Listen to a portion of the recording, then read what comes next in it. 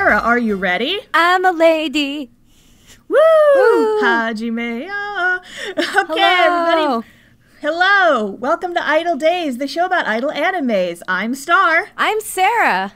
And today we're taking a dark turn. Oof, dark turn. So we've been talking about like some cutesy shows. But now I want to take a turn down that dark alleyway that no one likes to talk about. Are you saying that being an idol isn't always like happiness and rainbows and sunshine? No, sometimes you stab people. Oh, right. In Idolmaster, there was a gun. I remember this. Yeah, if someone's taking creepy pictures of you, you just pull a gun on them, and that solves all your problems. Well, that sounds about right. Yeah, but there are no guns in this show. There are only knives and sometimes screwdrivers. We're talking about Perfect Blue today. Ooh, I'm excited, Star. I've never seen this movie. Yes, so Sarah hasn't seen this movie. I adore this movie so much because fun thing about me, the duality of Starla, is that I very much enjoy cute idol shows, and I also like deep, disturbing psychological horror dramas, and this is both. Wow, a show made just for you, Star. It's made just for me, and it's almost as old as me too. This movie's from '97. It's as old as my brother. My brother too. Oh dang. Oh dang. But yeah, so Sarah, why don't we start? How much do you know about this movie? Probably a brief Wikipedia one-paragraph entry. I know that there's idols. I know it gets dark. That's about it. That's about it. I know it's Satoshi Kon. Yes. So I'm gonna read you what I ganked off a like a YouTube trailer summary or something. Oh.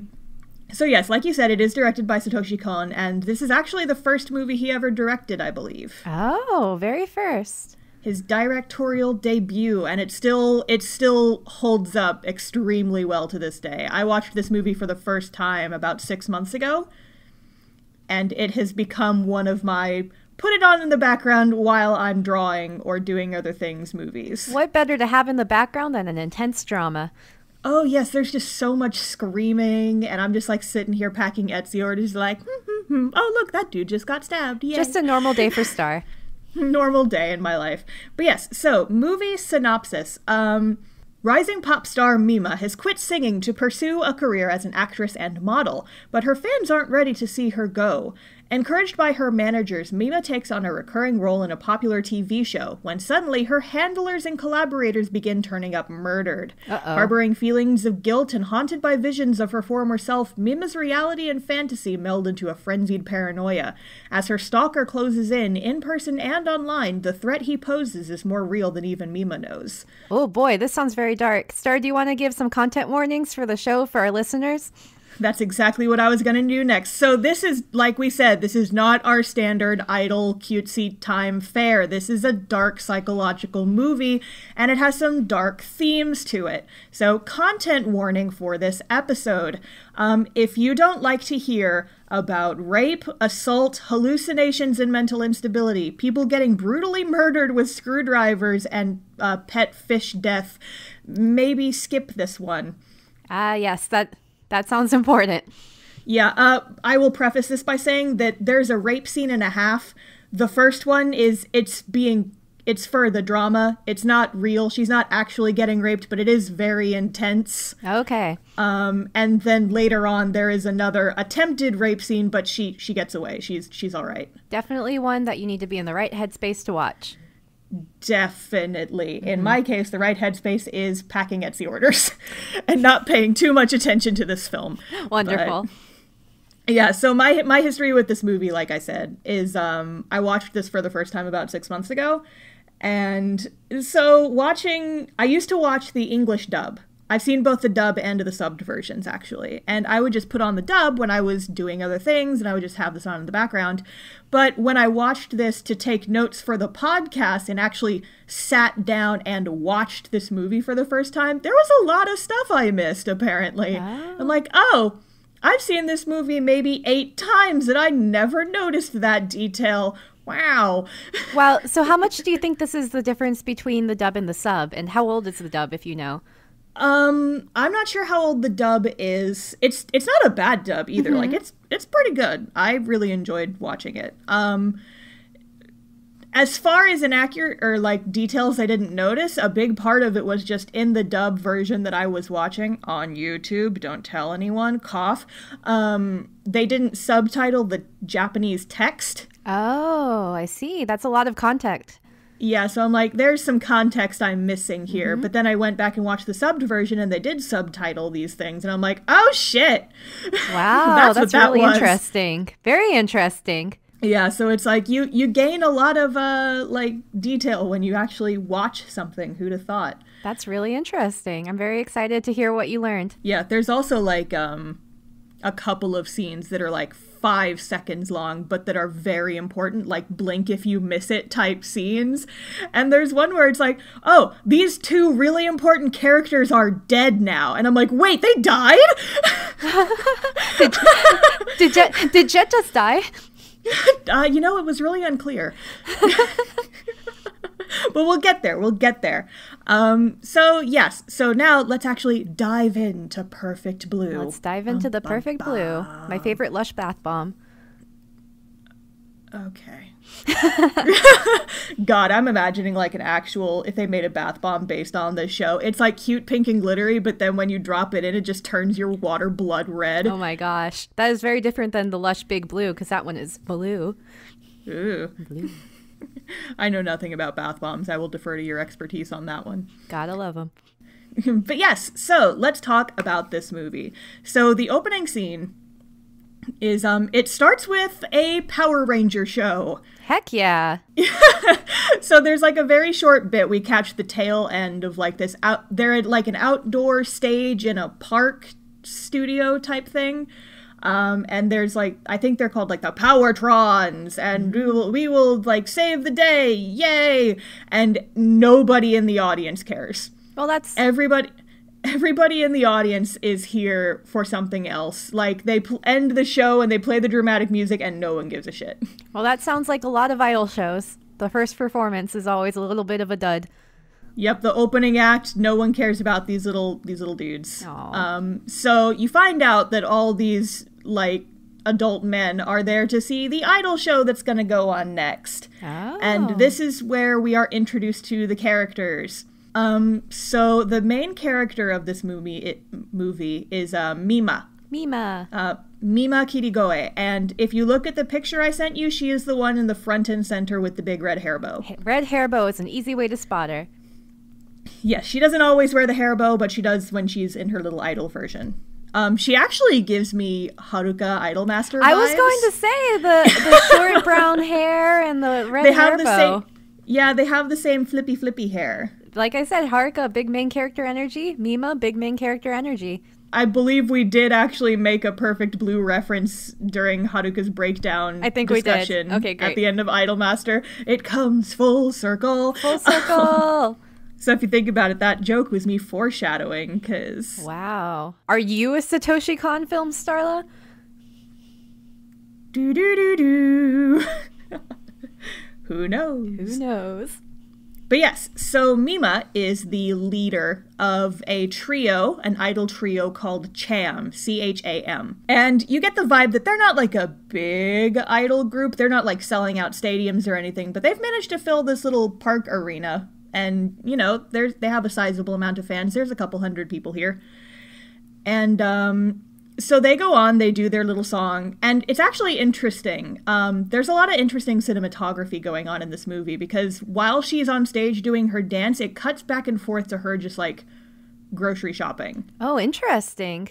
In complete silence. And so it's kind of, like, showing you the duality of this is her on stage, this is her when she's by herself and not on stage. So you're kind of getting introduced to both sides of this character, and that's something that the movie delves into. That's like one of the main themes of this movie, is kind of like the duality between the person and the idol. That sounds very interesting already. What was she now what was she buying at the grocery store? It's like milk and fish food, nothing spectacular. Fish food. Wonder if that's Chekhov's fish food. It kind of is. Everything in this movie is a Chekhov's gun, Sarah. You will learn this soon enough. Sounds like a Satoshi Kon film. I'm so excited. Definitely. I will admit the only other movie of his I've seen is Paprika, and I wasn't paying too much attention when we watched it together in college. I need to go back and see it again. Exciting, definitely. Now that I have a deeper appreciation Yes. for this man's movies. But yes, so while we are watching the concert, we are also introduced to another character who is arguably one of the other most important characters in this movie, and that is Mr. Stalker Guy. Mr. Stalker Guy. Well, he seems like a nice fellow. Oh, totally. So if you look at the picture, he is the dude on the far right with the knife in his hand. What a nice guy. You know he's chill. He's wearing some cool sneakers, though. He has those Adidas. Yeah, he's got like some sick kicks. Sick kicks. But yeah, so at this event, he is working security at this concert show. That's not a great place for a stalker to be. Not really, but anyway, he's like kneeling in front of the stage facing the audience, but he's like turned towards the idols and he's doing something weird with his hand, and this is the best shot in the entire movie. Because I'm going to talk in the future when we talk about other shows about the language of cinematography and the concept of show, don't tell. The concept is if you can have a character show us something about themselves without actually blatantly looking into the camera and saying what it is, it's significantly better to do that because it's show, don't tell. It's you're giving people stuff without spoon feeding it to them, right? Mm-hmm. And this one shot tells you everything you need to know about this character without saying a goddamn word. Oh boy. So this is during the iDOL performance. You see his hand.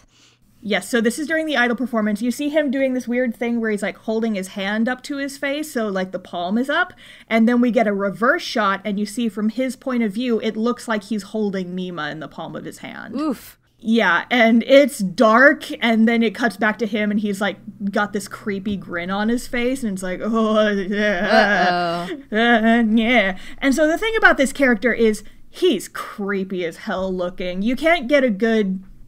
Like, he's already spooky in that picture I sent you, but his whole thing is, like, his eyes are too far apart. You only ever see the one, and it's, like, embedded in his temple, practically. And he's got, like, these gross snaggle teeth. They put a lot of love into drawing those teeth be nasty. Teeth be nasty. Like an overbite. I don't think he ever fully closes his mouth. Uh-oh. He's a creepy-looking character. Which is good, because he's arguably the main antagonist for most of the movie. But yeah, so he is working security. And at one point during the concert, some dudes in the back start to cause a ruckus. A ruckus? They're throwing stuff at the stage. They're just hooping and hollering and being gross. No, not to the cute idols. Yeah, and so Stalker Dude goes to deal with them. Oh, another important thing about Stalker, he does not speak until the end of the movie. Whoa, that is very interesting. He is completely silent every time you see him until, like, the climax. Is he named during the movie, like, at any point? Technically, no. You never find out his real name, but you find out his, like, online screen name, which I'll tell you later. Ooh, exciting. I'm just going to call him Stalker. Stalker. But yeah, so a fight breaks out in the audience. He goes to break it up, but he doesn't actually do anything. He just kind of stands there and stares at them. I believe he gets punched at one point. And then the entire audience kind of gets in on this fight. They're yelling at the dudes to go home. And then Mima's like, no, stop. I just wanted this to be nice. And that's when you find out this is actually her final show. She's graduating. She's not going to be an idol anymore after this. Her last iDOL show and people are fighting in the audience? Yeah, it's a pretty shitty deal for her. And so she's upset. The audience is upset because they just got this announcement. And Stalker Dude... again, he doesn't say anything. He doesn't visual get angry, but he looks like a man who is now broken as he, like, looks up at the screen, and he's just, like, got this slack-jawed look on his face, like, no, my idol, she's leaving. Uh-oh. And so she does her final song, which is, like, this kind of slow ballad song, and it fades out to, like, her back at her apartment. All right. She's back in her apartment. She has her groceries. She has her fish food. Yep, and she's all good. And so the cool thing about Mima is they obviously put a lot of love and thought into this character, and then what her room would look like as a result. There's so much detail in her apartment because it's like really cluttered, but everything you look at, you feel like it has a purpose and a story behind it, which is background design. So good. Oh my God. It tells, again, show don't tell. It tells you a lot about the character without saying anything directly to you. You get an idea of who this character is just by looking at the space she inhabits. What are some of her good cool things she has in her room? Well, the first thing she's got like her little fish tank, and I don't know exactly what type of fish she has, but she's got a bunch of them. She's got like a little gallon sized tank. It's pretty small. Mm-hmm. And she's got a bunch of, they're like little tetras or something. They're like blue and red. Oh, I see. But she's got a bunch of them. They're little baby fishies. Little fishies. And she goes to feed the fish, and she like puts away her groceries. And, but yeah, she also has an iDOL poster on the wall of her room. Just that's like you. Like her, well, yeah, except it's her and her iDOL mates. It's a Cham poster, the group she's in. Oh, I see. And she's like, well, I'm not in this group anymore. Guess I better take this poster down. So she takes down the iDOL poster, and it's kind of implied she just throws it away, but she puts it in a bag, and we never see that bag again. Interesting. Does she seem happy or distraught while she's at her house? She's just kind of like, meh. This is the start of a new life for me. I see. Mima. Mm-hmm. Yes. So there was a quick cut at some point before this opening scene is not in chronological order. It kind of bounces back and forth between her at the show and her in her house. Mm-hmm. There's a quick cut that kind of shows when they're leaving the venue, and like they're being mobbed by fans as they walk to the car, and a fan gives Mima a fan letter, and then you hear someone scream, "I'm always watching Mima's room." Oof. And so now that she's in her apartment, she's thinking about that now. And she there's a shot where she looks out the window of her apartment. She's got her blinds open. She has this really nice city skyline view. And you can tell she's kind of creeped out because she doesn't know what that means. Right, yeah. She opens the fan letter, and it also says, I've put up a link to Mima's room. I'm always looking into Mima's room. And so she closes her curtains. Yeah, that's a really good idea. Yeah, it's implied she doesn't know what this means. She's really confused, so she's just like, I'm just gonna close this. I would tell her to hire a security guard, but so far it's 0 for 0 on security guards. 0 for 1. Yeah, definitely, honestly. But yeah, so she gets a call from her family, and she's talking to them for a little bit, but in the middle of this, she gets a call and a fax. A fax? Hey, Star, what's a fax? I don't know. I think it's like a telephone, but you send letters to people because it's like early text messaging. I was going to say, what's a letter? It's like 1990s text messaging. And can I be real? The school I worked at had a fax machine and regularly used it. I wish we had fax machines, so then in the middle of the night we could just hear their and then we're like, oh, getting a message from Star. Yep. Yeah, 2 a.m. texts you cannot ignore because suddenly your printer's just screaming. I think we need to hashtag bring back fax machines. Let's not, actually. I am against this petition. I'm just going to veto that one before it goes on to change.org. Well, just wait. So the creepy phone call she gets, it's just somebody breathing on the other end of the line. It's extremely creepy, and she's just like, hello? And then they whisper 7 days. And then she hangs up. But then as soon as she hangs up, she gets another call, and as soon as she picks up, the fax machine prints something out. And you know how on movies with serial killers, they write letters by cutting letters out of magazines and pasting them on? It's like this, and it's just the word traitor over and over and over again. See, this is why we need to bring back fax machines, Star. This is why we do not need to bring back fax machines. So much. I would just cut out the word but, out of all the newspapers, butts, and you just get a train of fax machine butts. See, and then you pick up the phone, Star, and all you hear is it'd be great. But see, Sarah, you already do that to me in Animal Crossing. I don't need that in real life. Bring back fax machines. Hashtag bring back the fax. No. Veto. I'm moving on. But yes, so again, it kind of cuts back and forth a lot.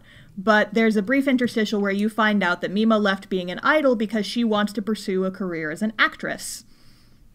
I guess she's had some bit parts up until now, but now that she's quit being an idol, they want her to be a regular character on this TV drama. Oh. And this TV drama is called Double Bind. In Japanese, they pronounce it Double Bindo. Double Bindo. Yeah. But yeah, so it's like a police procedural drama show. Oh, sounds very serious as opposed to Idol Life, which is fluffy. Yep. And so the next day she's on the set, and this is, well, we've met Rumi before, but this is the first time we actually get a conversation with her. So Rumi, in that picture I sent you, she's the one off to the right of the idol. She's wearing like a yellow jacket and pants. Yes. So I'm not sure exactly what her title is. Mima has two main handlers, so she has Rumi and one other guy, and I forget which one it is in this picture. I think it's the dude standing behind Rumi in the gray jacket. I think that's him. Mm-hmm. But I'm not sure what their job titles are. I'm just going to call them her managers. All right. So Rumi is the one you see most with her. She's like kind of bringing Mima to all these places. And the other guy, his name is Tadakoro. He's like the business guy. Got it. So he's the one who gets her gigs and stuff. And so the next day, Mima's talking to Rumi, and she shows her the creepy fan letter she got. And Rumi explains the internet to Mima. Let me explain to you a thing. Yes, let me explain what the internet is. And Rumi's like, oh yeah, so see, this letter means that there's a website called Mima's Room, and this person is saying that they read it. Do you get it? And Mima's like, nope, not a bit. What is the internet? What's an internet? This is 1997. Internet? Oof. But yeah, so while they're also on the set, the other manager, Tadakoro, is talking to some of the bigwigs from the TV show. And he's telling them, he's like, please use Mima more. She's not an idol anymore, so all of her scheduling conflicts are done. And there's a fan letter for Mima. And he ends up opening it, but it's not a fan letter. Spiders. That's my guess. Worse. Oh, it's no. a letter bomb, and it explodes, and it blows up his hand. Yike. Wow. Not like, he doesn't lose the hand. It's just very bloody, and he's got, like, bandages on it for the next couple scenes. Well, that's no good. Yeah, and then this is one of those pieces of context that I missed the first time I watched it with the dub. There's a letter inside the bomb that says the next one's gonna be real. Uh-oh. Basically. So it's like a threat. Uh-oh, next one will actually have spiders in it. It's a spider bomb. Spider bomb. Yup, get some of those Animal Crossing tarantulas. Those motherfuckers are vicious. I hate them. I was trying to catch a bunch of them last night, and they just kept eating me. It's like, stop biting me! They just boink into you, and then you're like, well, goodbye. And then you die. You pass out because you're too scared of spiders. Mm-hmm. Yes, so after this scene, we cut to Mima's house, Mima's apartment, and they've bought a computer, and they're helping Mima set up the internet. So, Star, tell me what this computer looks like. I'm so excited. It is, like, old as shit. It looks like one of those big, clunky, old, like, Macintosh. Oh, it's a Macintosh? Apple computers. Oh, amazing. Well, it reminds me of the computers we had at home when I was a kid. My dad worked in IT for a little while, and we had, like, 3 of these monitors. And it was so clunky. It's the type of plastic where it's like kind of gritty plastic, and when you tap on it, it sounds hollow. It's kind of cheapy feeling these days. Gives me so much joy. Yeah, and it makes I'm not sure if it actually makes the dial-up sound in the movie, but you look at it and you're like, yep, that motherfucker makes a dial-up sound when you connect to the internet. Remember back when you watched anime, you had to wait like half an hour for the half-an-hour episode to load? If I'm being honest, I didn't start watching anime seriously until YouTube was a thing, and by then the internet was a lot better about playtimes. I definitely spent like a whole summer watching just Bleach in middle school. Wow. Yep. Incredible. Yep. My first anime was it was on DVD, but I also watched a lot on like the Anime on Demand channel. Oh, I didn't even know there was one of them. There was, and we had it. That's and I was amazing. only allowed to watch it when my parents weren't home. Watched a lot of Kaleidostar and Angelic Layer. Nice. But yes, so they hook up the internet, And at some point after that, Rumi leaves. And you find out that the Mima's room they referred to in the letter and what the fan was talking about is, it's a blog. Oh. But it's written in the first person like Mima's writing it. But obviously it's written by someone else because Mima doesn't even know what the internet is. She didn't even have a computer. She didn't even have a computer until just now. And so she's reading it and she's getting a laugh out of it because she's like, wow, this is really accurate. Someone knows a lot about me. And then it was talking about that trip to the grocery store we saw at the beginning of the movie. And it tells exactly what she bought. She's like, I went to the grocery store and I bought milk and food for my fish, and I always get off the train with the left foot first. And I also get into the bath with the left foot first. Ooh. And she's like, okay, this is too much detail. Yeah. And so she gets a little creeped out by it. So the next day they're back at the set. And there's a brief conversation between Mima's two managers, Rumi and the other guy, the one whose hand got exploded. Yes, and the one who set up the computer. Yeah, and so we learn in this conversation that Rumi, the manager girl, she used to be an idol. She's an ex-idol. She apparently had a very short, unsatisfying idol career. Okay. And it's also implied that, I'm not sure if this is true, but it's implied that she was also working under this Tadakoto guy, the letter bomb guy. Okay, got it. The same manager who's now managing Mima. So they've been working together for a long time. It's implied that, yes. Mm-hmm. I'm not sure if you ever actually get that confirmed, but it's heavily implied. Mm-hmm. But yeah, so Mima is obviously kind of shaken about the Stalker blog. At some point, she's leaving the set, and she's getting off the train, and she thinks about what the blog said about her getting off the train with her left foot first, and she has to, like, pause for a second, and then she just, like, runs the whole way home, basically. Yeah, I wouldn't even take the train at that point. I'd be just like, hey, Rumi, I'm sleeping with you. Yeah. Hey, Rumi, we're roomies. Yeah, basically. But yeah, so then on her way home, what's even worse is that this stalker person, whoever's writing this blog, is obviously not the only person who knows where she lives. Because when she goes back to her apartment, there's a bunch of fans waiting, like, at the bottom of the stairs. Yeah, it's time to move. They're just like, hi, Mima, and she's freaked out, so she just kind of ignores them when she gets onto the elevator, and they make this comment like, do they all get rude when they stop being idols? No. And I'm like, she's like, Mima, you must be talking about my twin sister. I'm Shima. But no, like, real talk, though, if this was me, I would move. Yeah. Like, immediately. Well, I heard people are not allowed to know where I live. Yeah, from what I know, people, like, camp outside of Taylor Swift's apartment because everyone knows where she lives. Couldn't live that life.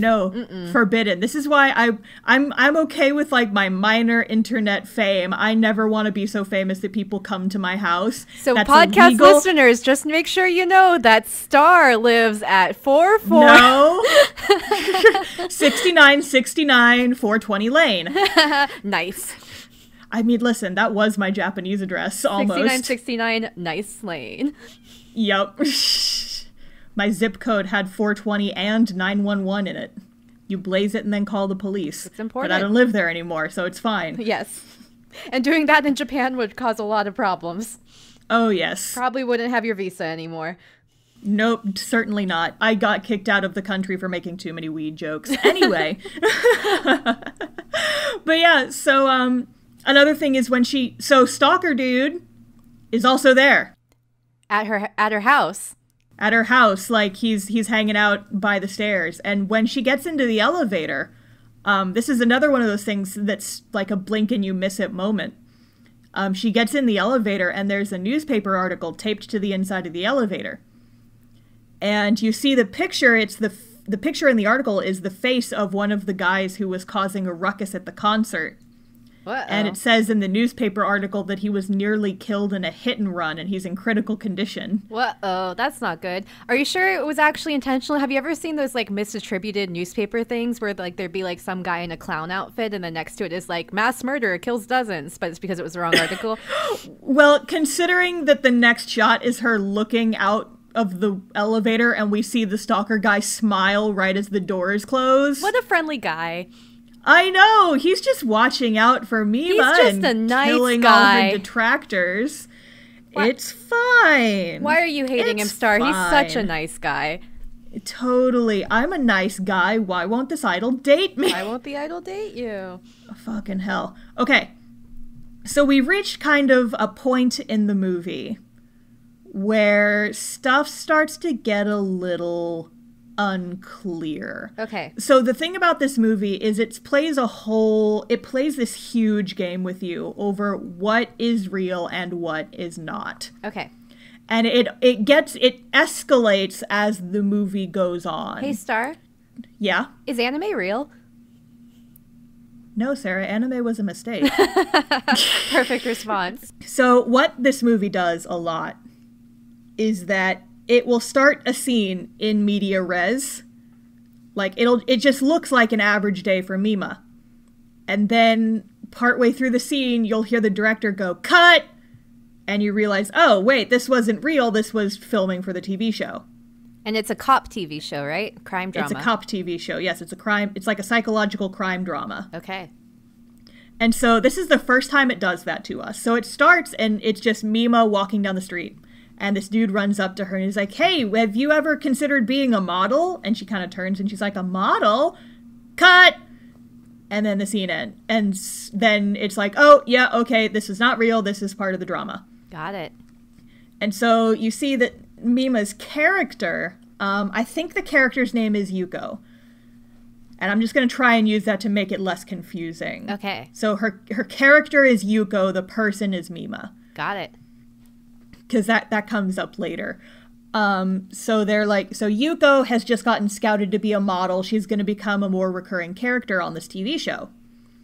Okay. And then we skip to a scene of like the director and the screenwriter talking, and the screenwriter's like, "Yeah, I have this great idea for what we're gonna do with this next part of this show, but I'm not sure if little Mima can handle it. We'll have to see what her agency says." Well, interesting. And we skip to a fight because Mima, the show, her manager saying, "Yep, so your character is going to be in a rape scene." Oof. And Rumi's like, "Fuck no, we're not doing this. This is a terrible idea. Mima's a pop idol. This will destroy her image. We can't do this." And she's like very upset about this. She's way more upset about this than Mima actually is. Yes. Mima is just kind of, she looks a little hesitant, but she's just kind of smiling in that complacent kind of way. And she's like, "Well, you know, it's just a hurdle I'll have to get over as an actress. I mean, I'm sure my parents will be weirded out, but I can do it. I can handle it. It's fine." Oh, Mima, you're taking one too many on the chin with everything else going on. Yeah, you get that vibe. And then, so this scene later is the first time we see a character I am going to call the delusion, or the hallucination, because when Mima is riding home on the train, she's like leaned up against a window, and her reflection in the window changes to her in her idol outfit, and she just kind of like screams, "I refuse to do it!" And then the train goes through a tunnel and the reflection disappears. Whoa. And it spooks her. Yeah. And so it's kind of, you get the idea that like that's her kind of inner thoughts. Yes. But it's weird that she changed into her idol outfit for that little bit, right? Right, it's weird. Let's put a pin in that. We'll come back to one. it later. So the next scene is the scene. Got it. I'm going to talk real quickly about it, just kind of get it out of the way. And actually, in the version that I watched on YouTube, this scene was actually cut. That's fair. Like, they completely skipped over it. And I'm like, you know what? I'm not even going to complain about this. Sure. I'm cool with that. Mm-hmm. But basically, the context is Mima's character, Yuko, has been scouted as a model. So she's a dancer at this club. And in the middle of her dancing, one of the dudes gets on stage and rapes her. Got it. And the other thing I will say about the scene is, like, it's awkward because you can tell that no one really wants to be here. The dude who's the rapist is like, at one point they have to hold positions while he's on top of her because the director's like, we have to adjust to the cameras, hold there for a few minutes, and he's just like on top of her. He's kind of whispering in her. He's like, I'm really sorry about this. That's really interesting, actually, as far as the perspective goes, because I imagine it's going to contrast with some things later on. Oh, absolutely. Yes. You can tell this dude is like, I am so sorry about this. And Mima's like, no, it's okay. We're just actors. It's fine. But it's still very difficult to watch. Mm-hmm. It's also very difficult to watch for Mima's handlers. Because you see them off in a side room watching this on the, like, the monitor. And Rumi is just not enjoying it at all. Mm-hmm. Like, her manager dude, Tadakoro, is like, he's sweating. He's like, oh, maybe this was a bad idea. But Rumi's just like, she bursts into tears and leaves, basically. She's like, I can't watch this. Mm-hmm. And she just leaves without saying anything. So after that, she goes home. And she seems mostly fine. Same apartment? After that. Same apartment, yeah. She goes home. And she's just kind of going about her routine. She's like kind of happy, smiling. It's a little sedated, but she's like, wow, I'm so tired. Another tough day of work. Being an actress sure is hard. And she goes to feed her fish, and her fish are all dead. Oh no, she must have bought them the wrong food. So, well, it's implied that maybe she forgot to feed them. Oh. Because she makes a comment like that the first time we see the fish. She's like, I think I forgot to feed you guys yesterday. But so she gets back to her apartment and all her fish are dead. Aww. I think like one fish is still alive, but the rest of them are just like belly up. They're all dead. Poor fishies. So that's just like the final straw for her. She has a mental breakdown. Yeah. She's like ripping stuff off the walls. She's throwing shit around and she like collapses on her bed. She's screaming, crying. It's like, of course I didn't want to do the rape scene, but I didn't want to cause problems for the people who were running the show. I shouldn't have done this. This was terrible. And then we see the hallucination again. Oh. It's in her... It's, I believe, the reflection in her computer monitor. And the hallucination actually talks to her this time. And the hallucination's voice is very, like, your stereotypical peppy, cutesy iDOL voice in contrast with Mima just being a person. Got it. And so the hallucination's like, of course we didn't want to do it.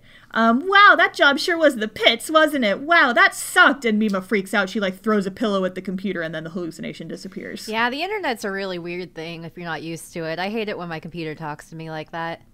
Yeah, don't you hate it when, like, you know, Siri interrupts you when you're trying to record a podcast? Don't you hate it when your friend's name is Sarah and when you say, hey Sarah, Siri thinks you're talking to her? Yeah, and don't you hate it when it happens 6 times in a row? Hey Siri. No, okay. I have headphones on, you fools. Well, our listeners might not. Hey Siri. No! There she goes. I turned you off. No, don't be here. Go away. I love you, Siri, but I'm trying to record something. I love you too, Star. Thank you. Okay, so this scene kind of ends on like a spooky note. She's like, oh shit, my computer is talking to me. So then we cut back to Stalker Dude. And this is the first time we see where he lives. Oh, okay. And I want you to picture what an iDOL otaku's room would look like. Yeah, I can picture it. I'm picturing your bedroom. Exactly. Sorry. No! It's exactly that. Got it. It's like every single picture of Mima ever taken is just plastered on every single surface of this dude's room. He's got like magazines stacked up in the corners and there's no lights turned on. It's only lit by like his computer monitor. And you see he's actually the one writing the Mima blog. Well, that's not great. Yup. So this is just like a very quick scene. Mm-hmm. But then we cut to a couple shots of Mima like doing TV interviews. And she's like talking about how I don't want to be seen as an idol anymore. I want to be seen as an actress. And we cut to Stalker Dude looking at the interview in this magazine. And he's just like ripping them up in the bookstore because he's pissed. Uh-oh. Angry. Yep. Oh, and so we cut back to Mima at some point. It's all very, like, scattered. Yes. And my notes are not... I forget exactly, like, when we cut back to who and who. Sure, sure. If I wrote down every single time we cut back and forth between characters, this would be twice as long as I wrote it. Oh, good. But, yeah. So we cut back to Mima, and the fake blog is saying, like, I hate that I had to do that scene. It's all the screenwriter's fault. He's so evil. And Mima's like, no, I didn't write this. What the hell? And this is the first instance of a musical leitmotif that repeats throughout. Oh. The song title is Virtual Mima. Virtual Mima. You can find the song on YouTube. I personally call it the song. Near song. Because it's very creepy, distorted, like sirens almost. If you have, you know what? Let's like take a couple minutes. I'm just gonna send me the link. This song so you can look at it. Hang on. Okay, this is really creepy. Yeah, so that song plays a lot throughout this movie, and I'm pretty sure this is the first time we hear it. Absolutely terrifying. So as this song plays, Mima's like, I didn't write this, and then the hallucination shows up again, but this time she's not in a reflection, she is in the room. Oh, she's not in a reflection, she's just hanging out. She's just hanging out. And another cool cinematography thing, the colors in this scene are very interesting. So Mima and her room are lit very realistically. It's at night, but she's got like the warm lighting of her bedroom. The hallucination character, she literally glows. Oh. Like she's extremely, like she's almost overexposed. Like her skin's almost white. She's very saturated. She looks like, to put it simply, she looks like an idol. She looks like she's glowing, but she contrasts horribly with like the rest of the room. Shining so like brightly. So it just gives you this vibe of you are not supposed to be here. I see. And so she basically says, he's like, of course you didn't write this. The real Mima wrote this. I wrote it because you're not an idol anymore because now you're a filthy woman. You've been tainted. You can't ever step in the spotlight again because you did this horrible thing. And they kind of get into a shouting fight. What a jerk! Yeah, so they get into a shouting fight and then like the hallucination Mima just kind of like jumps out the window. But it's like... Yeet, yeah. She like passes through the glass of the window and then like jumps gracefully off the balcony. She's like a freaking ballerina. Oh. She just like, she does like the anime hopping to and fro on the top of streetlights and she just kind of like disappears off into the city. Goodbye. Goodbye. Forever, definitely. Never will come back. Yep. Yes. Well, so the next scene we cut to, remember how the blog said it's all the screenwriter's fault that this thing was done to me? Yeah? We now cut to the screenwriter. Uh-oh. Nothing bad's gonna happen to him. No, certainly not. So he's in a parking garage, and he gets out of this parking garage. He's alone, and he hears music, like, off in the distance, and you can't tell where it's coming from. And he's a little bit freaked out, and he walks around, and he finds out the music is coming from the elevator. Oh, is it like a Girl from Ipanema? No, it's actually... No, it's actually the Cham song that was playing at the very beginning of the movie. It's the one I sent you. Ooh. But it's like the bass boosted version. I mean, that sounds like a fun elevator ride. That's some fun music. Okay, this is like the least fun elevator ride though, because there's just a boombox sitting ominously in the middle of the elevator. Was M. Night Shyamalan there too? Probably. That's exciting. Hanging out.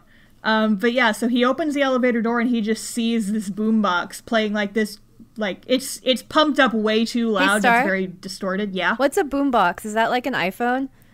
Yeah, it's like a big speaker iPhone. Okay, that makes sense to me. Yeah, and it goes boom. It goes boom. And it's a box, so it's a boom box. Do you hold it over your head and stand outside teenage girls' windows? Yes, but not in this scene. Right now, it's in an elevator. Okay. That and makes it's like sense. playing the iDOL song. That's exciting. And you see him staring at it. And then we cut. And we're in a different spot, but it's the same elevator. You see the elevator doors are closed. And you see kind of like the top, it's a pan down as the elevator doors open. So the elevator doors open and you just see that there's blood splattered on the walls. And we pan down and we see the screenwriter. And he's dead. And he's slumped up against the back wall. And the boombox is still playing music. Quick interjection here. So when I was a kid, my mom wouldn't let me play the Spider-Man video game because there was blood when you punched the bad guys. And so we tried to convince her it was ketchup. So do you think perceivably this guy might have just had a bunch of ketchup and then decided to take a nap? Well, considering he has no more eyes, I'm gonna say no. So maybe like a 1% chance. I'd say less than that. This man is dead. Oh, rip. Yep. It's confirmed that he's dead. Confirmed kill. In the next scene. Yes, confirmed kill.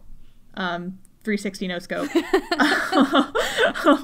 But yeah, so the door's open, you see he's dead, his body like kind of falls over, and then the elevator door is shut. And he's like, well, there you go. That happened. Nice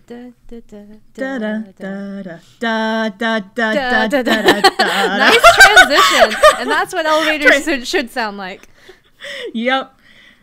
But yeah, it's funny. If you look at that video I sent you with this song in it, all the comments are, don't play this in an elevator. It's the worst. What would happen if you went in an elevator and that song started playing? Would you just like nope out? I would leave the elevator. Sounds wonderful.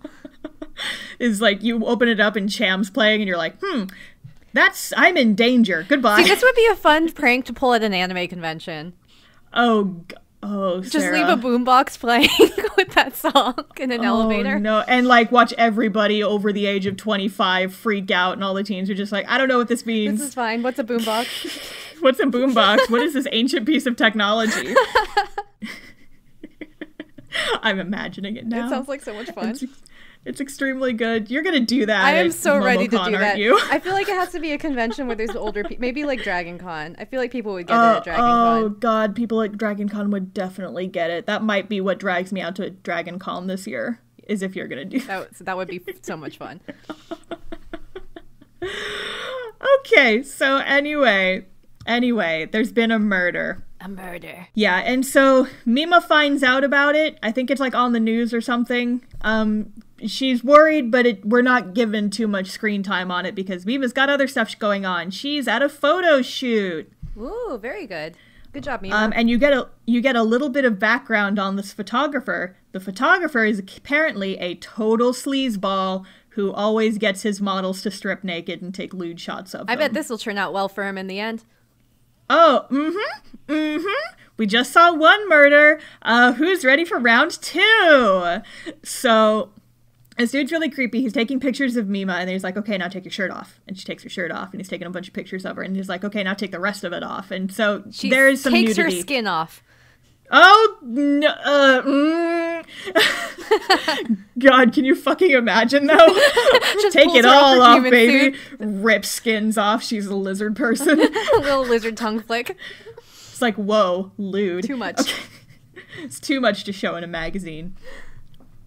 But yeah, so this scene is intercut, like him taking lewd pictures of her is intercut with the new Cham, who's just the duo that Mima left. They are performing again.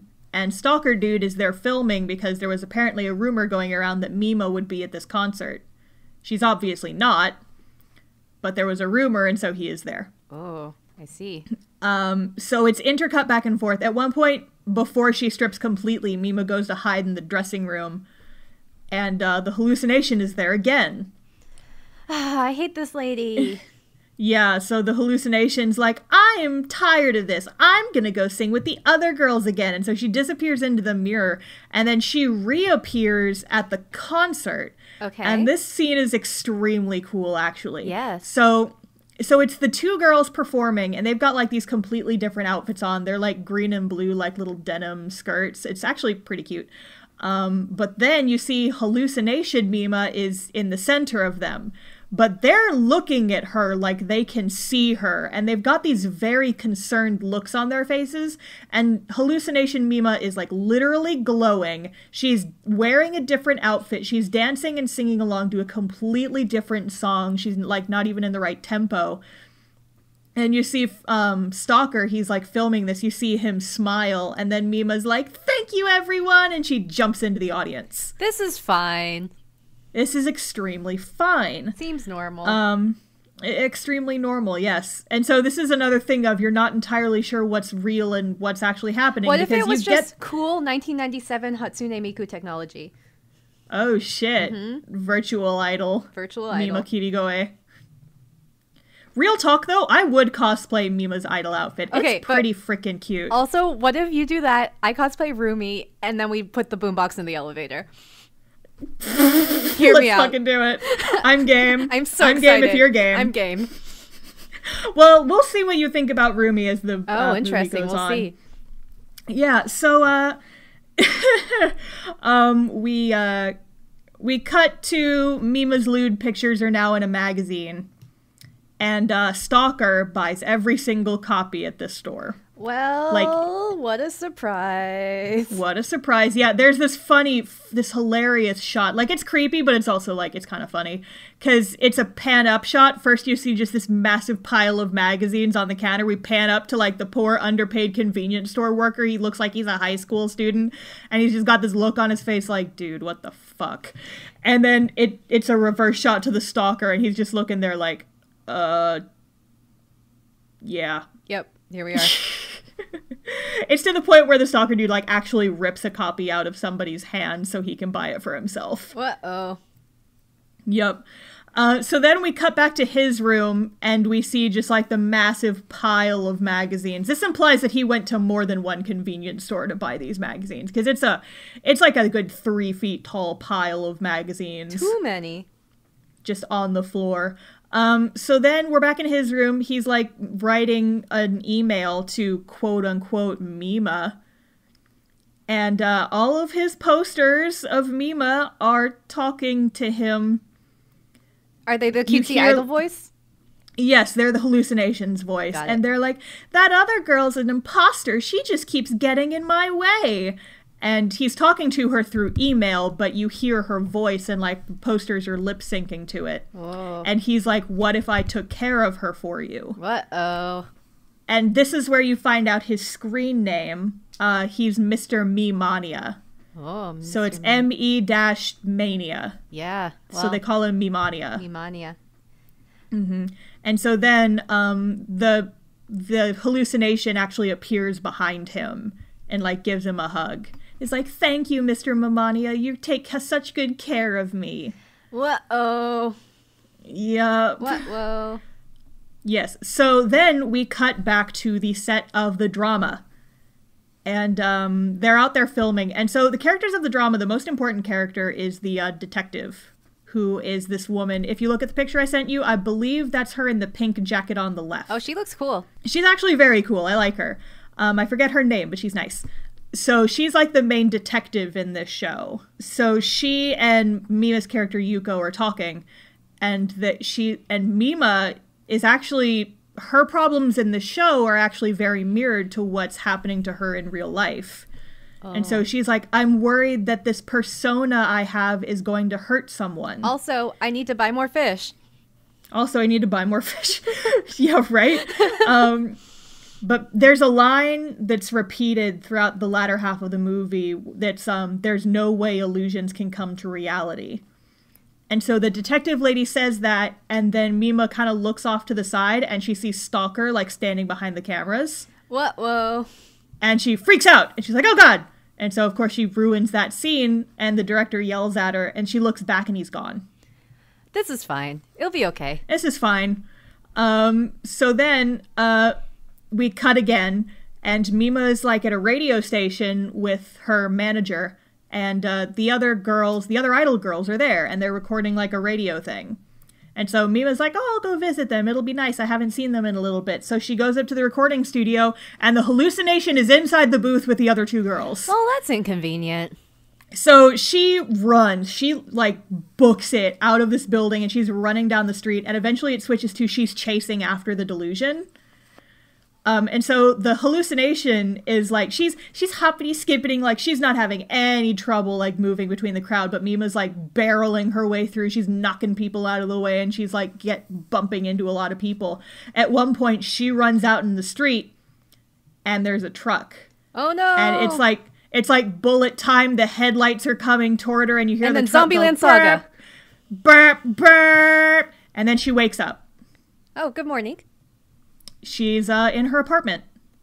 There we go. Where she is. She just woke up. So we cut to Rumi has come to visit Mima in her apartment. And she's like, Mima, has anyone been harassing you? You've been acting a little strange recently. And then in the middle of their conversation, they're back on the drama set. Oh, well. Mima, like, kind of comes to attention, and they're at the drama set. Or, no, because Rumi's like, don't worry, Mima. There's no way illusions can come to reality. And she kind of perks her head up, and suddenly she's back on the TV set. Well. Like, the exact same scene as before. And Stalker Dude is there again, and the exact same thing happens. The director yells at her, she looks back, he's gone. Well, that's unfortunate. Yeah, so the director calls for another take, and then Mima wakes up. Good morning and she's back in her apartment. And then Rumi's there again. And Mima's like, it's been a while since I've seen you. And Rumi's like, what are you talking about? I was here yesterday. And Mima's like, I just don't know what's real anymore. And she, like, squeezes her teacup so hard it shatters and she gets blood all over her hands. Oh, just like that guy whose letter hand exploded. Yeah, but she's like, is this blood real? I can't tell anymore. Oh, no. Mima's, like, slowly losing her mind. Yeah, this is really sad. Yeah, and so later it cuts to, she's sitting in her room in the dark in front of the computer, and she's looking at the fake Mima blog. And there's a picture of her holding, like, this clothing bag. She's out on the street, and she says, I guess I went to Harajuku today. It's like, you don't remember? What? Whoa. So it's like, the blog knows what she's doing more than she actually does, which is a terrifying thought. Yeah, interesting. Because it kind of feeds into the theme of what's actually happening, what is real. We don't know. Mm-hmm. So then we kind of get the idea that the plot of the drama is very similar to what Mima's actually going through. In the drama, her character Yuko has taken on this personality, like this alternate personality that's going around killing people. It's like, what if a persona could possess someone and that's how all these people in the drama are dying? Mm-hmm. What if an illusion could come to life and kill people? And then we have another wonderful scene. Oh, no. We cut to the sleazy photographer. Oh, heck that guy. And the photographer is actually watching Mima's drama. Oh. He's got, like, a big projector on the wall, and he's watching it. And his doorbell rings, and it's a pizza guy. Oh, yay! So just like the other... That was even what happened to the other guy, is he ordered pizza, and then he just got pizza sauce everywhere. No, because... the pizza person takes out a screwdriver and stabs him in the eye. And by stabs him in the eye, you mean no, gives him some pizza. No, she gives him death. And so we don't see the face of the pizza person until she's, like, hovering over his body, like, repeatedly, like, screwdriver in both hands, hands up over her head, and then stab, stab, stab. And this shot's actually in the trailer if you watch it, because, like, the pizza guy's hat falls off, and it's Mima. What? And it's not the hallucination. She's not glowing. She's just there. It's just normal, not sparkly Mima.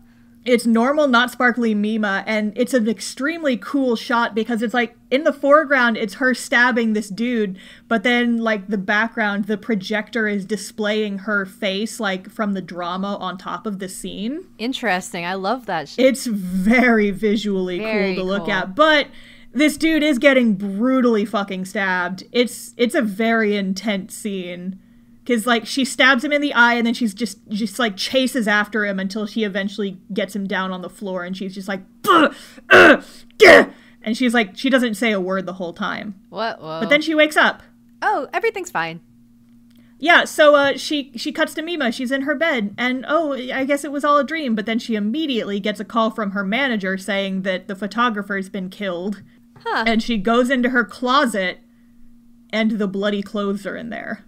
You mean pizza-stained clothes? The bloody clothes are in her closet. I'm in denial. And then someone knocks on her door, so she has to hide it really quick. She goes to answer her door, and there's just, like, a ton of interviewers out there, like, shoving a mic in her face. It's like, do you think there's any connection between these two murders? And she's just not responsive at all. She's just like, oh, fuck. What? Oh. Yep. So then we cut to, they're back on set, and Mima's talking to Rumi, and she's like, maybe that truck hit me and this is all just a dream, just a really bad dream. But then it's time for Mima to go do a filming scene. And this is the same set that the strip club scene was. And so the idea is, like, there's a stage, and then there's, like, a little, like, runway off the stage, and the runway ends in, like, a big circle. Okay. And so there's a dude laying dead. He's acting. He's an actor, but he's, like, covered in blood. He's laying down. He's, like, slumped over the side of the circle.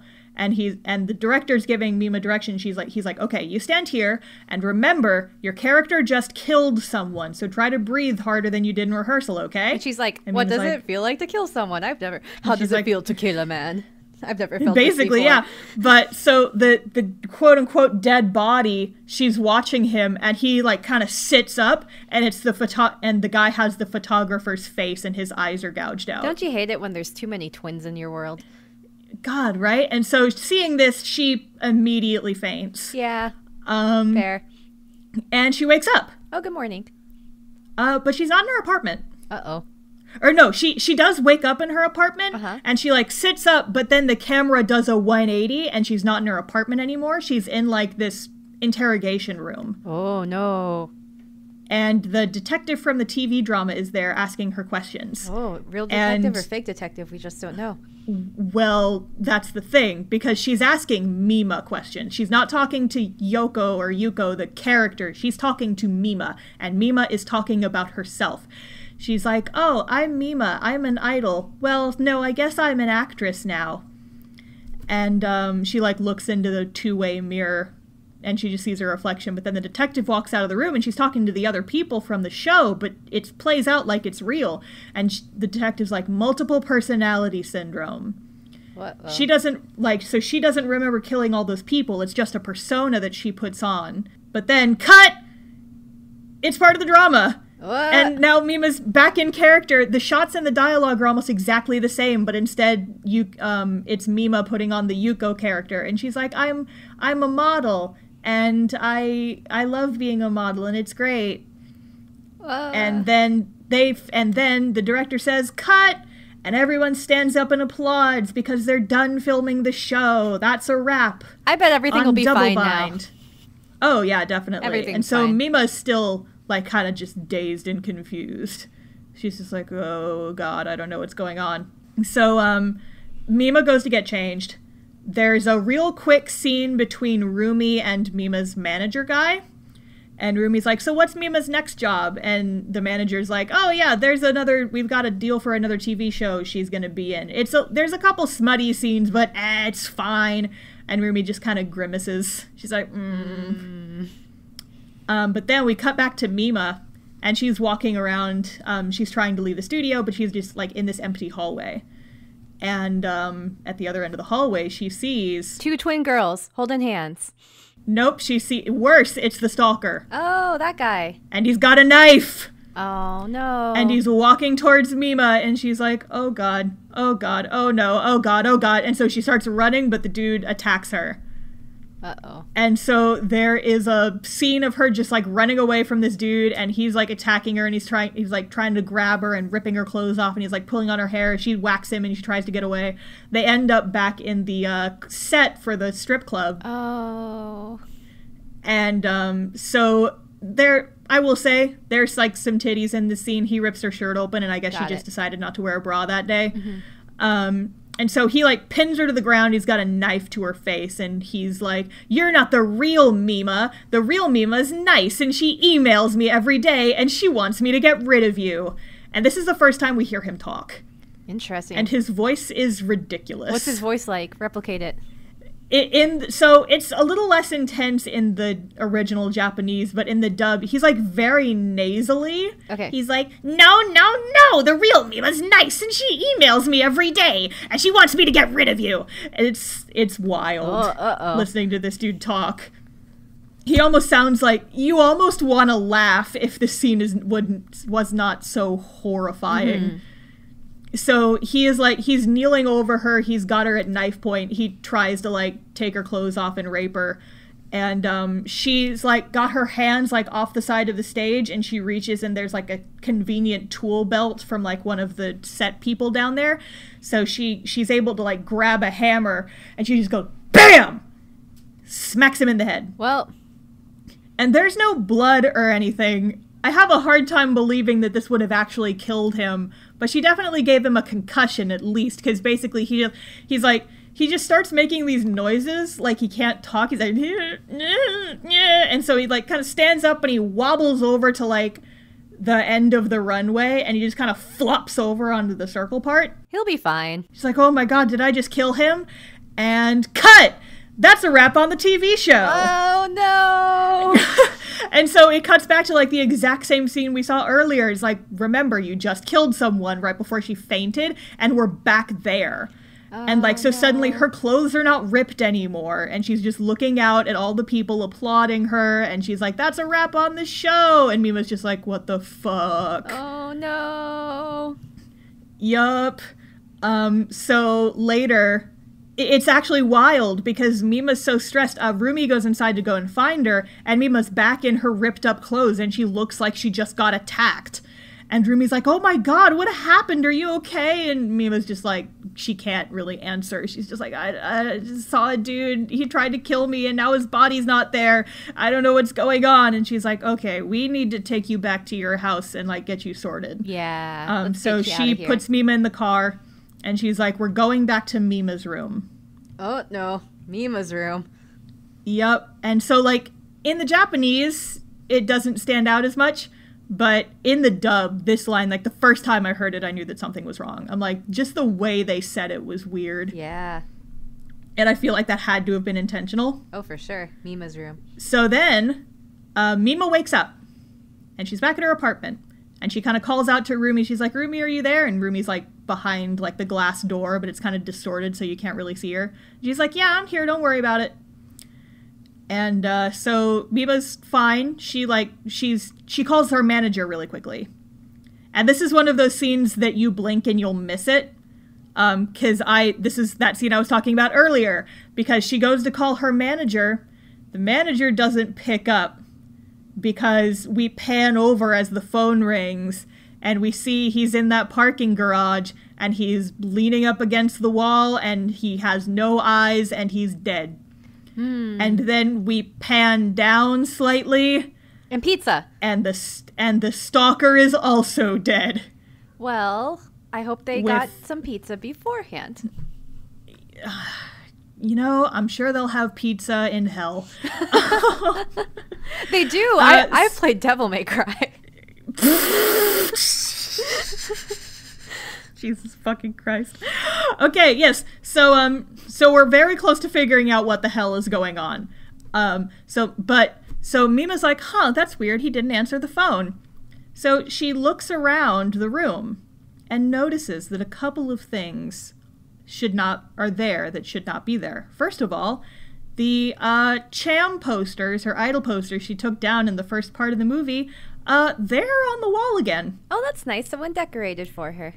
And all her fish are still alive. Oh, thank goodness. And the music starts playing again. Well, that's not as fun. And before I tell you the last piece of information that the show gives us before like the reveal, would you like to guess what's going on? I bet that... And if you make a pizza joke, I swear to Christ. Oh, well, you just took the words out of my mouth, so you could go ahead and tell me, Star. Okay, well, the last clue we get is that Mima opens the curtains, and we saw her, like, sweeping Skyline City view earlier. She was, like, 6 floors up. She is now on the 2nd or 3rd floor, and there's a train going by outside the window, and she realizes very quickly... This is not my room. Uh-oh. It's Mima's room. And yes, exactly. It's Mima's room. And you see the hallucination is there. Oh, hey. And she's in She's in a different outfit this time. She's not in the pink dress anymore. She's in a red dress. Oh, this is a lot of the imagery I've seen from this movie. Yeah, so she's got like the red dress. It's sleeveless with like the sweetheart neckline. And it's like bright red. It's actually in that picture I sent you. She's standing behind Stalker Dude. Because they're best friends. You can see part of it. Yeah. And so she's like, of course it's not your room. It's Mima's room. And she's like, look, I got a new outfit for the show tomorrow. Doesn't it fit me perfectly? But there's a full-length mirror off to the side, and we see in the reflection dun, dun, dun. Where the hallucination is standing, it's Rumi. It's Rumi! Dun dun dun dun. Yup, and so Rumi is pretending to be Mima. She's wearing the dress. It's kind of stretched out on her because she's kind of a chubbier person, which is like, whatever. Dun, dun, dun, dun. And so she's like wearing a wig, like a wig that looks like Mima's hair, because Rumi has very short, like kind of chin length hair, but Mima's hair is like shoulder length and flippy. So she's wearing a Mima wig. She's got the bow on, and she's like, isn't this just the perfect outfit? And Mima, the real Mima, looks at the mirror, and you hear Rumi's voice like imitating the iDOL voice. This is fine. Rumi is just completely delusional. She fully thinks that she is Mima. Well, copying is the highest form of flattery. Oh, God, fuck. They're best friends. And then they have an iDOL show together, and everyone lived happily ever after. That's one way this movie could end. I'm gonna have to shatter your dreams, though. That's how it could have ended. Insert clue music. But what happens instead is that Rumi takes out an ice pick. Uh-oh. Like one of those little handheld ones. Yeah. It's just like a really big fucking needle, and she's like, yeah, I want to go sing with the other girls, but you just have to keep getting in my way. And so she takes out the ice pick and she attacks Mima. Uh-oh. And so we only see Rumi in reflections. When we're just looking at this delusion, it looks like Mima. And so it looks like the hallucination Mima is just attacking the real Mima. Mima versus Mima. Basically, yeah. It's like it's a fighting game and one of them has like a special skin. I mean, honestly, yeah. There you go. That's pretty much what's happening here. But yeah, so she like stabs Mima in the shoulder, and Mima's trying to get away. At one point, she Rumi Mima is on top of the real Mima, and so Mima like chokes her, and then she kind of morphs back into Rumi while she's coughing. That's cool. Interesting imagery. It's creepy as hell, but it's very cool. Sounds very cool to watch. So Mima tries to get out by going out the window, but there's like a wall, and I had this in my apartment in Japan. There's like a wall separating people's balconies. Mm-hmm. So like all the balconies are like, they're just one long continuous piece, but there's like a big fiberglass wall between them that you can't see between. Yeah, there's definitely some hotels that are like that, so I can picture yeah, it. now that you mention it, yeah. Mm-hmm. So picture that. And so Mima's trying to get around this wall so she can get away. So she's like standing up on the ledge of this balcony trying to scoot around this wall, but then hallucination Mima attacks her and she falls. Oh no. And she like hits this runway that's down there. It's like a walkway to get up to the train tracks.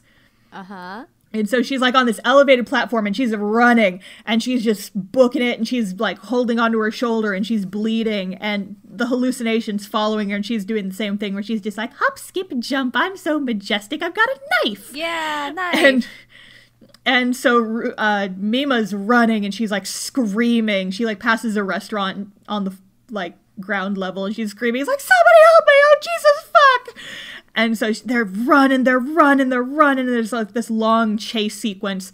There's one very cool shot where they're running past a lot of shop windows. And so the camera is facing the shop window, and so you see Mima and she's running and you see her reflection and it's normal. But then we pan back and we see the hallucination, and the hallucination just like skipping along. But then in the reflection you see Rumi and she's like fucking booking it. She's panting super hard, her like wig sliding off. That's cool. Good imagery. It's extremely cool.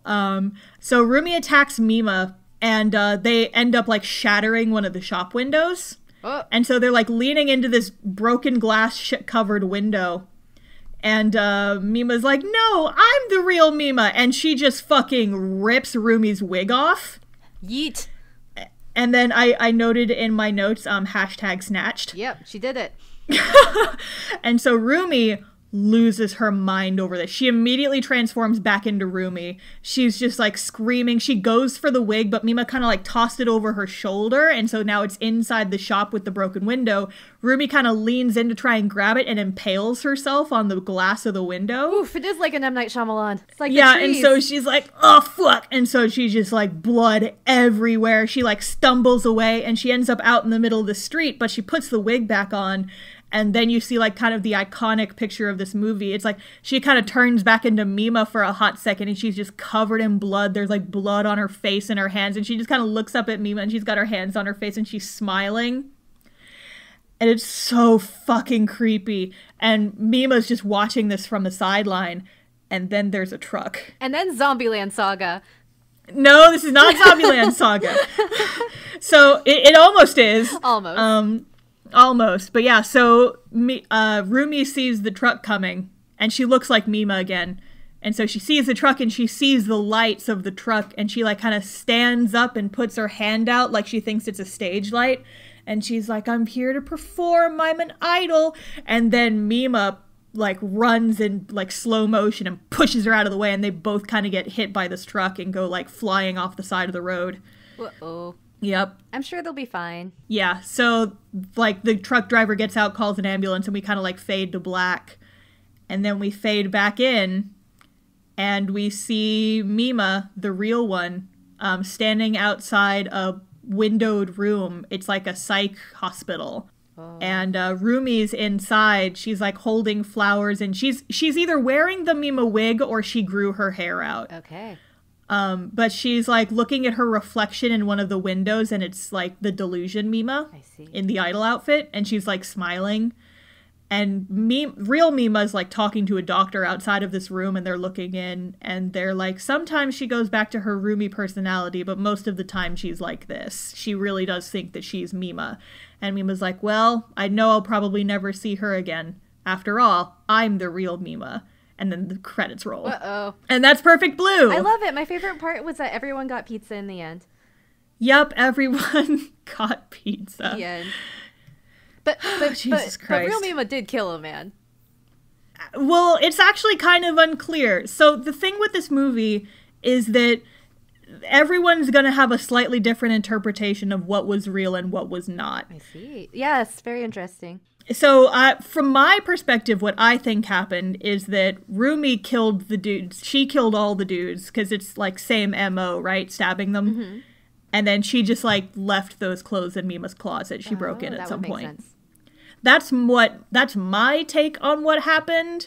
I'm not saying that my take is the right take. That's just kind of what I took from that. Because that is the one scene that's unclear whether or not Mima actually did it. That is really interesting. Star, I really want to watch this movie now. I know, right? You should. You should. We just spoiled the whole movie for everyone listening to this who hasn't seen it. But if you haven't seen this movie, I would highly recommend, like, sitting down and watching it all the way through.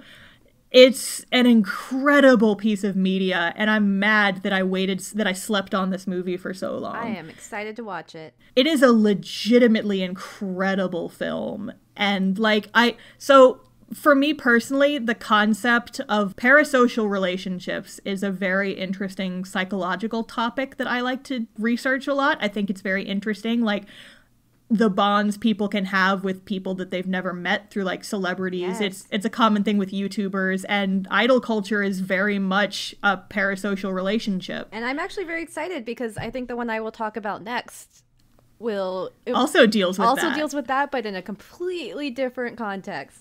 Yep. The show you want to talk about next deals with similar things, but with a different spin on it. Definitely a different spin. Very, very, very different. Yeah, I just think it's a really interesting concept. And, I mean, so I actually watched a documentary recently, and this might actually be worth us doing an episode on. Yes. But I'm going to talk about it a little bit. There's a documentary on Netflix called Tokyo Idols. I've heard about this documentary. Yeah, so I watched it last week, and it's actually very interesting. It looks at an idol's life from the perspective of the audience, and, like, how these, like, close relationships with their fans, who are usually older men, how it like kind of impacts your life. And is it creepy that most idols are pandering to old guys? It kind of shines a light on like the creepier quote unquote aspect of it, which is something that a lot of like the cutesy idol shows typically don't delve into. But it's a side of idols that exists and I think is worth talking about, especially in the context of the shows that we're watching and also in movies like this. Yes, very interesting. Yeah, there's actually a video essay I watched about this movie by a Super Eye Patch Wolf, I think, on YouTube. And it talks about this movie, something very similar actually happened in real life around the time that this movie came out. There was a dude who was so obsessed with this one singer that he sent her a letter bomb and tried to kill her, and then killed himself so they could be together in the afterlife. Well, and it's like, that doesn't seem like a great idea. No, it doesn't. But you can apparently like watch all these video diaries he made. I haven't seen it. It seems a little too creepy and real, but the concept is like, woof. Very but it's just one of those things, it like shines a light on this movie that's like, yeah, this like there's a lot of psychological paranormal stuff kind of happening here, but the basic gist of this movie is still very plausible. Yes. Like someone gets so obsessed, like, because the theme of this movie is kind of it's the person versus the persona. And I feel like a lot of the best horror really is stuff that you could take into, it could be real sort of context, or something that you can really put yourself in the main character's shoes. Definitely, yeah. Because, like, this movie, there's no monster. The monster is just that people are scary and your mind is a horrifying place. And that, to me, has always been the more affecting horror, because it's plausible enough that it could be a real event. And it's very creepy. And I personally prefer this type of horror over like a monster movie. Yes. Because, you know, a monster movie is a monster, but the real monster is man. I like both. I like both for different reasons. Oh, definitely. There's good monster movies, I'm sure. Godzilla. Like, I am very much I'm very much into the your brain is a scary place types of horror. Yes. And honestly, like, I'm not quite sure. This is like very much fringing on the edge of horror. It's not like scary in the same way that like other movies are scary, that like you're scared. You're not going to be scared to turn out your lights after watching this movie. Sure. But it's definitely a thriller. It's a very intense film. A psychological thriller. Yes, is what I would call it. / cutesy idol show. Cutesy yay! Idol show, yay. But no, for real though, if you do want to do a Perfect Blue cosplay, I there is part of me that wants to cosplay Mima's idol outfit, because it is at the very least really cute. At the very least, I want to put that boombox in an elevator at a con where someone would get it. You gotta watch that scene so you see exactly God, what it looks watch like. The whole movie. It'd be better if we did it in like a parking garage, because then it's like, what the fuck? Better.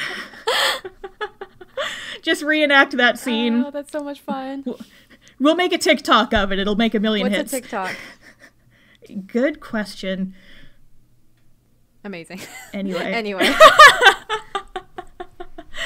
But yeah, so again, if you haven't seen this movie, and I know that we just spoiled the whole thing, but like if this sounds like your cup of tea, definitely go watch it. It's worth the money to like rent it or buy it digitally. I'm not sure if you can buy like a physical copy of this movie because it's so old. It looks like Perfect Blue is available in DVD and Blu-ray. You could buy it. Oh, nice. You could buy it Might have to buy that at some point, because I've just been the dub version that I've been watching was just on YouTube randomly, and then the day I went to record to watch it again to take notes, it disappeared off of YouTube, and I was like, no, damn it.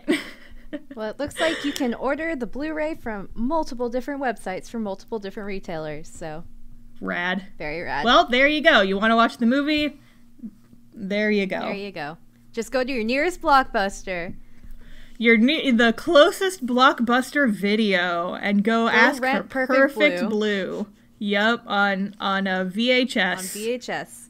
Just like they did in 97. Yup. So, final thoughts. Final thoughts. Sarah's going to watch this movie. Sarah might get pizza for dinner. Actually, no, Good Sarah's take. never going to order pizza again. I don't want anybody murdering me. Yeah, just if you get a pizza delivery guy, tell him to leave it on the doorstep and back the fuck up. Be like, hey, before you come outside. Maybe I'll just go outside with my own screwdriver just in case. Then you'll have like a screwdriver lightsaber fight. That sounds like a completely different genre, so I'm for it.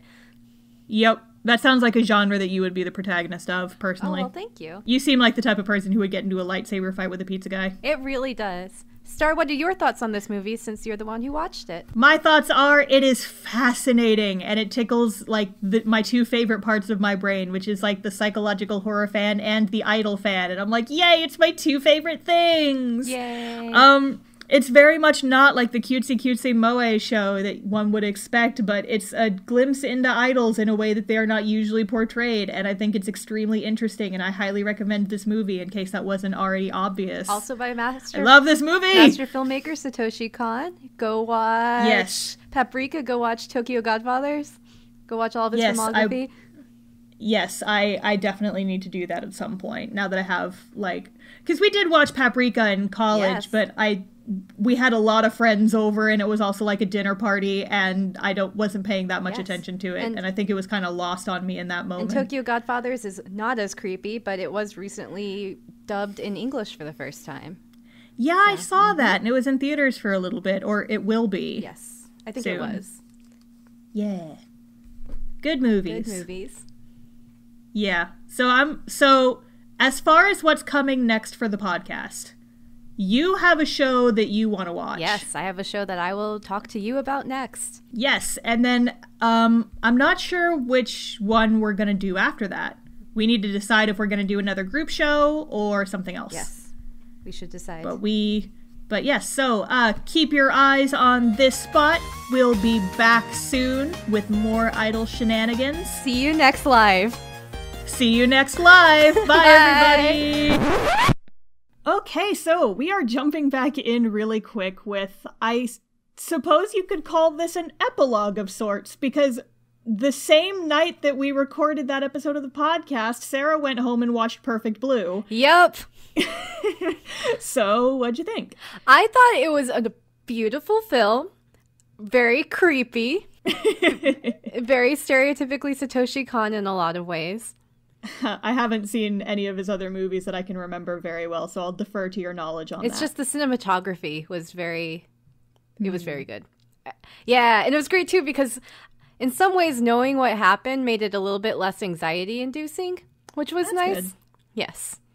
Because I can see how that film would be very affecting to a person with like severe anxiety about the certain things that were covered in the film. Absolutely. It was really nice knowing what was going to happen. And I'm the type of person who really doesn't care about spoilers. Like I can still enjoy something if I know what happens. Yeah. So I really appreciated knowing what was going to happen. There you go. I'm really only that person when it comes to like horror movies because sometimes I'll just like read a plot synopsis because I'm too cheap to spend $3 to rent it online. And I'm like, I don't want to watch this movie. That's me with Midsommar. Like, I haven't watched it yet, but I've watched so many, like, YouTube analyses on it, and I'm like, I like this movie. I've literally never seen it, but I enjoy it. Nice. I really appreciate that. But yeah. Very cool. What was your favorite part?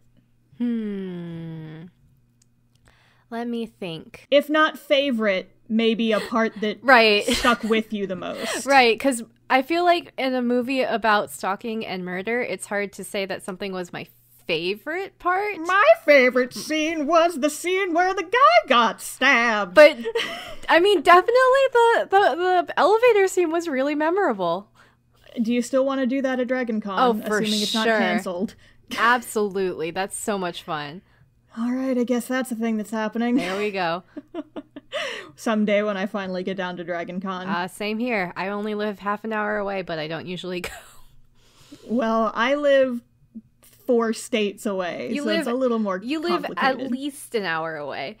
Yeah, like, it give or take like 20 minutes depending on traffic. You know how it is. Atlanta traffic. Austin traffic. Oh, no. Maybe it'll take a few days. More like an hour, 45 minutes, maybe. Oh, there you go. So the elevator part was memorable, for sure. I feel like all of the murder parts really stand out. All of the murder parts. Okay, you know what? That tracks with you. It does, but also I feel like the cinema, it was very cool because there was a lot of, you don't know, like what you were saying before, is what's real and what isn't, and which one is, you know, the manager versus the idol. It's very, it's very interesting to try to figure out what the truth is, if anything is. Yeah, the first time I watched it, that whole second act, I almost got angry. I'm like, what's going on? Damn it! What's real anymore? I don't know. It was very, I would say that it would have been even, it was less confusing because you told me your opinions on it, but I still feel like there was a lot that was left up to the watcher, which I thought was very cool. Definitely. Yeah, and I mean, like I said in the episode, my opinions are my opinions. They're not necessarily the correct ones. That's just what I interpreted from it. Yes. It was very Do you still interpret all the murder as pizza sauce? Oh, it was all pizza sauce. Oh my god. There was so much pizza in this movie.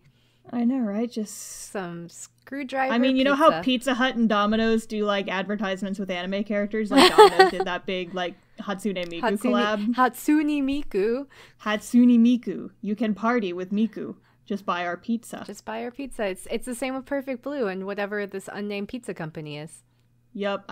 The other thing I remember is, like, Pizza Hut did a collaboration sponsorship thing with Code Geass, which is a show that I watch many times. And apparently they only paid for that one notable scene, like the first time she gets pizza, but then they thought it was fucking hilarious, and so they kept putting in Pizza Hut references for the rest of the anime, and I'm like, you know what? It is hilarious. Yeah, I agree. Did you ever finish watching Code Geass? Yes, I did. I couldn't remember it, because I remember us watching it in college, but I couldn't remember if we finished it. Without you, actually. Traitor. I know. I randomly put it on Netflix a few nights ago. I'm like, this is a very edgy show, isn't it? I've probably watched this anime like 6 times. Yeah, it's great though. It's an adjective. There's a couple adjectives that one can use to describe Code Geass. It's a clamp movie or a clamp anime.